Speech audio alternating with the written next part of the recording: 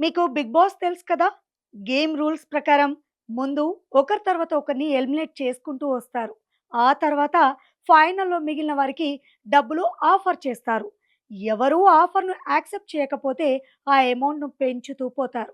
దీంతో కొన్నిసార్లు కొందరు డబ్బులున్న బ్రీఫ్ కేస్ తీసుకొని హౌస్ నుంచి బయటకొచ్చేస్తారు. ఇదంతా ఎందుకు చెప్తున్నానంటే అమెరికా అధ్యక్షుడు ట్రంప్ ఉన్నారు కదా! ఆయన కూడా సేమ్ రూల్స్ ఫాలో అవుతున్నారు.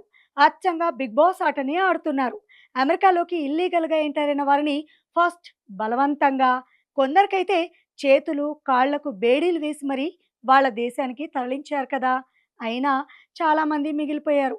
అలా మిగిలిపోయిన వారికి బంపర్ ఆఫర్ ఇచ్చేశారు ట్రంప్. అక్రమ వలసదారులు ఎవరైనా సరే స్వచ్ఛందంగా 'బిగ్ బాస్' హౌస్ నుంచి అదేనండి అమెరికా నుంచి వెళ్ళిపోవాలనుకుంటే వారికి $1000 ఇస్తామని ఆఫర్ చేశారు. అప్పటికే ఎవరు స్పందించకపోయేసరికి దానికి ఇప్పుడు $3000లకు పెంచేశారు. అంతేకాదు ప్రయాణ ఖర్చులు కూడా మేమే భరిస్తామని ప్రకటించారు. కాకపోతే ఇక్కడ ఒక చిన్న వార్నింగ్ కూడా ఇచ్చారండి.